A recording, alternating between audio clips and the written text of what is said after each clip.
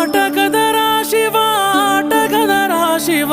ఏమని పాడను పాటగదరా శివ ఆటగదరా శివ ఆటగదరా శివ ఏమని పాడను పాటగదరా శివ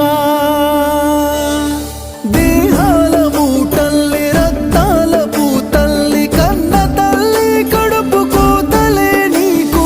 వినబడుతలేదా నీకు కనబడుతలేదా వినబడుతలేదా నీకు కనబడుతలేదా శివరాత్రి నీ పూజకై మేము ఉపవాసముంటా